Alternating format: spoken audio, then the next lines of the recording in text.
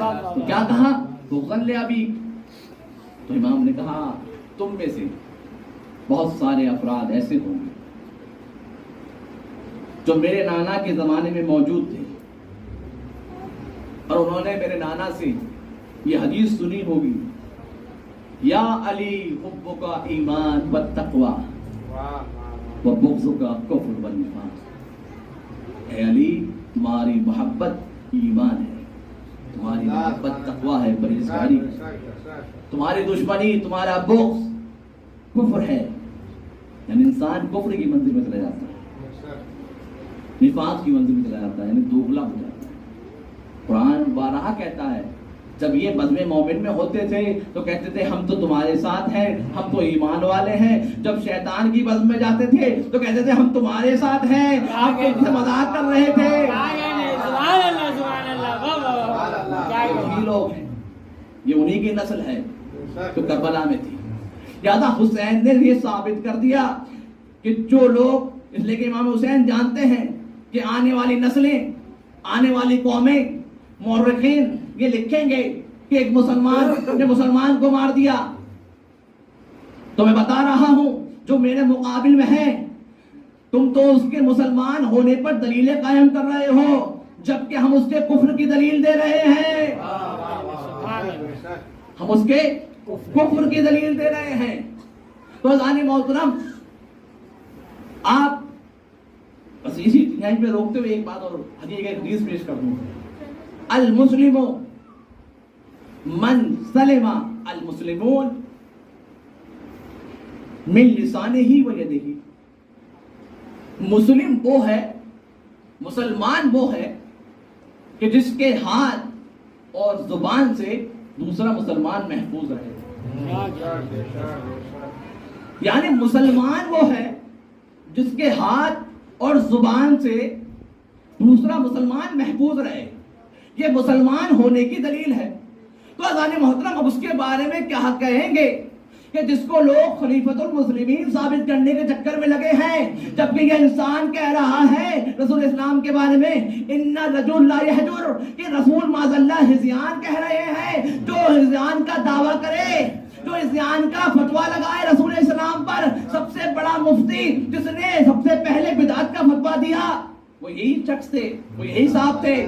تو آپ تو ان کے خلیفۃ المسلمین کو ثابت کر رہے ہیں کہ وہ خلیفۃ المسلمین تھے، ان کے مسلمان ہونے کو ثابت کر رہے ہیں، جبکہ رسول کی حدیث پڑھنی ہوتی تو آپ کو معلوم ہو جاتا کہ جس کے ہاتھ سے جو مسلمان سالم نہ ہو، جس کی زبان سے کوئی مسلمان سالم نہ رہ جائے، وہ مسلمان بھی نہیں ہے، وہ مسلمان بھی نہیں ہے۔ امیر المومنین، تم خلیفۃ المسلمین کس طریقے سے ثابت کر رہے ہو؟ کیا تمہیں نہیں معلوم در زہرا کس نے جلایا؟ کیا تمہیں نہیں معلوم کہ مولا علی کے گلے میں رسی کس نے باندھی گئی؟ کس نے باندھی؟ کیا تمہیں نہیں معلوم؟ کیا تمہیں نہیں معلوم کہ امام حسن پر کس نے ظلم کیا؟ سب کچھ معلوم ہے، اس کے بعد بھی خلیفہ ثابت کر رہے ہیں، اس کے بعد بھی امیر المومنین کہتے ہیں، اس کے بعد بھی جائے علی پر لے کر آ گئے۔ کتنا بڑا حق قسم کیا ہے مولا علی کا۔ بی بی کیا مدینے میں باغ فدق مانگنے گئی تھی جس کے کائنات، جس کے صدقے میں پوری کائنات خلق ہوئی ہو؟ حدیث قدسی میں ہے کہ ہم نے اس پوری کائنات کو اہل بیت کے صدقے میں خلق کیا۔ اگر اہل بیت کو خلق کرنا مقصود نہ ہوتا تو اللہ کائنات کو ہی نہ بناتا، بلکہ دوسرے حدیثوں میں ملتا ہے لو اجتماع الناس علی حب علی ابن ابی طالب لما خلقتہ النار۔ اللہ کریم ہے، وہ خالق خیر ہے، وہ چاہتا ہے کہ زیادہ سے زیادہ لوگ جنت میں جائیں، لہذا جنت کے 8 دروازے رکھیں، جہنم کے 7 دروازے ہیں۔ لہذا کہتا ہے کہ اگر لوگ سب کے سب علی کی محبت پر جمع ہو جاتے تو اللہ جہنم کو خلق نہ کرتا۔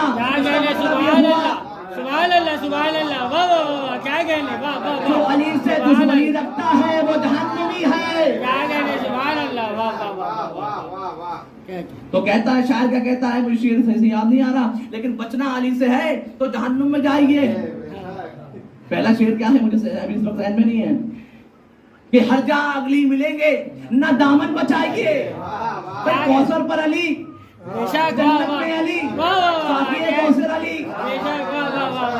خطاب کرنے والے علی کیا کہنے یا علی انت قسیم النار والجنہ، اے علی تم جنت و جہنم کے تقسیم کرنے والے ہو. کیا کہنے سبحان اللہ سبحان اے علی اللہ. تمہاری مثال کعبے جیسی. اے علی تم میرے بھائی، اے علی تم میرے وسیع، اے علی تم میرا جسم، اے علی تم میرا نفس.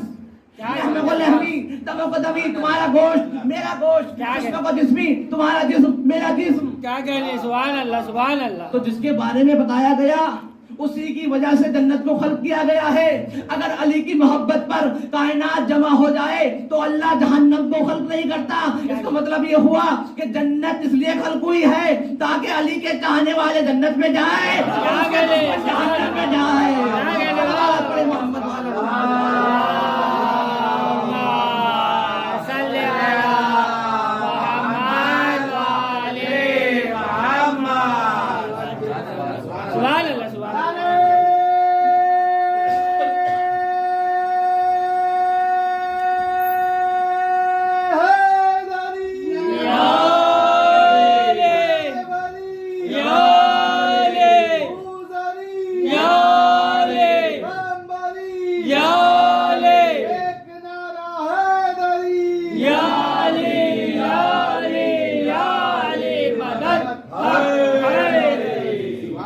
سبحان اللہ سبحان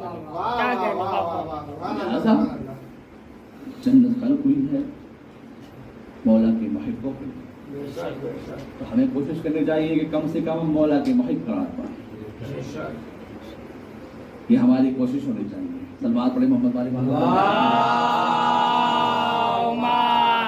صلی علی محمد وآلِ محمد. سلامتی امام زمانہ بآواز بلند نعرے صلوات. صلی علی محمد وآلِ محمد. خوشنودی امام زمانہ بآواز بلند نعرے صلوات. صلی علی محمد وآلِ محمد. اہل بیت کے دشمنوں پر 1 2 3 پر ان کی پوری ٹیم پر آواز بلند لعنت بے شمار لعنت. اہل بیت کے دشمنوں پہ لعنت بے شمار اور لعنت. علی مشتق موسیٰ کے قاتلوں پہ لعنت بے شمار لعنت. مجرم پہ لعنت بے شمار لعنت. علامہ پہ لعنت بے شمار لعنت. قصاص پہ لعنت بے شمار اہل لعنت. بیت کے دشمنوں پہ لعنت. بے شمار لعنت. امام زمانہ کی سلامتی کے لیے اور جلد سے جلد ظہور کے لیے بآواز بلند نعرے صلوات. اللہم صلی علی محمد وآلِ محمد وجل فرجہم. ہاں کہنے سبحان اللہ سبحان اللہ. سبحان اللہ. تو علی کی محبت ایمان کی دلیل ہے. بے شک بے شک علی کی دشمنی کفر کی. بے شک. تو مولا امام حسین نے کربلا میں ثابت کر دیا جو میرے مقابل ہیں وہ مسلمان نہیں ہیں، بے شک. بلکہ حدیث رسول کی نظر سے اگر دیکھا جائے اور دیکھنے والوں کو دیکھنا چاہیے، اس لیے کہ رسول اللہ کرنے والے بہت ملیں گے لیکن رسول اللہ کی ماننے والے بہت کم. کیا کہنے سبحان اللہ. واہ واہ واہ. بے شک بے شک. سنت والے، ہم سنت والے، ہم جماعت والے، ہم فلانا، ہم دھماکہ. لیکن رسول نے کیا کہا، اس کو ماننے والے بہت کم ملیں گے. اتنی ساری حدیثیں جو شیعہ اور سنی تمام کتب میں پائی جاتی ہیں لیکن ان کا انکار کیا جاتا ہے. یہی حدیث اس کو میں نے ابھی پڑھا کہ یا علی انت قسیم النار والجنہ. مختلف کلمات آئے ہیں، کبھی کسی میں جنت پہلے آئی ہے، کسی میں جو ہے جہنم کا لفظ پہلے ہے، لیکن مفہوم روایت یہی ہے جو میں نے آپ کے سامنے پیش کیا ہے. اور یہ شیعہ سنی دونوں کتابوں میں موجود ہیں. اس طرح کی بہت ساری روایات ہیں جو شیعہ سنی کتابوں میں موجود ہیں. لیکن اس کے بعد بھی بغض علی میں اور کچھ لوگوں کی محبت میں مولائے کائنات پر ظلم و ستم کیے. میں کچھ اور پڑھنا چاہ رہا تھا لیکن محسوس کر رہا ہوں شاید وقت زیادہ ہو جائے گا. لہذا ایک انگریز جب किताब करबला का मुताला कर रहा था। मुख्तलिफ किताबों को उसने पढ़ा और पढ़ने के बाद कहता है कि मैं समझ रहा था कि करबला की जंग दो बादशाहों की जंग है। तो बादशाह थे आपस में, यजीद माविया का बेटा वो भी बादशाह, हुसैन अली के बेटे वो भी बादशाह। क्योंकि उसकी नजर थी, उसके हिसाब से बात कर रहा था। हर एक की नजर अपनी अपनी होती है, हक है हर इंसान को अपनी नजर देने का। लेकिन जब वो शहादत हजरत अली असगर में पहुंचा है तो कहने पर मजबूर हो गया कि अब मुझे कहने का हक है पूरा कि ये जंग दो बादशाहों की जंग नहीं थी, बल्कि हक को बातिल की जंग। इसलिए कि जो हक पर होता है उसूल जंग ये है कि वो बच्चों पर हमला नहीं करता, बच्चों को कत्ल नहीं करता, औरतों को असीर नहीं बनाता। तो अब मुझे बताइए, एक अंग्रेज करबला के वाक़े को पढ़कर और शहादत जनाब अली असगर को सुनकर, मैं इस पर और गुफ्तगू करता, लेकिन चूंकि मुझे और तुलानी नहीं करना है इसको, लिहाजा मुख्तसर करते हुए कह रहा हूं। तो करबला की जंग को जब पढ़ रहा है तो उसने कहा कि बच्चों को कोई शहीद नहीं करता है, बच्चों को कोई कत्ल नहीं करता है, औरतों को असीर नहीं करता है। अब मुझे बताइए, एक अंग्रेज इस बात को समझ रहा है, लेकिन मुसलमान चूक कर अंधे हो जाते हैं कि बाद रसूल जो जनाब फातिमा का दर जलाया, क्या उस पे छोटे छोटे बच्चे मौजूद नहीं थे?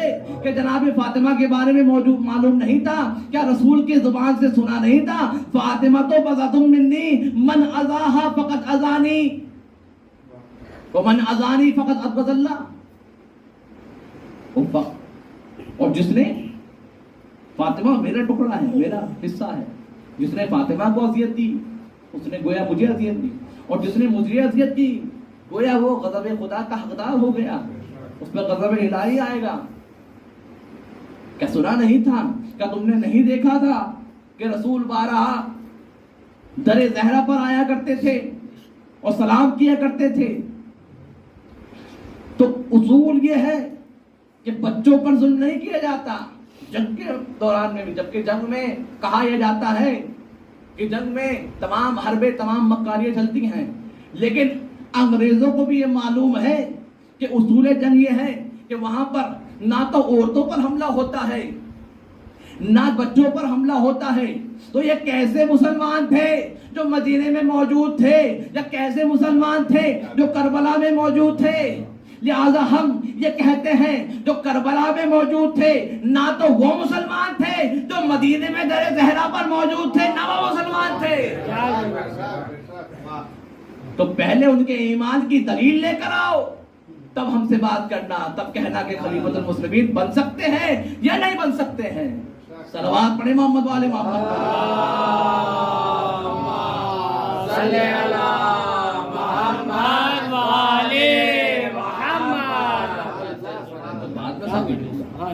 दलील लेकर आओ।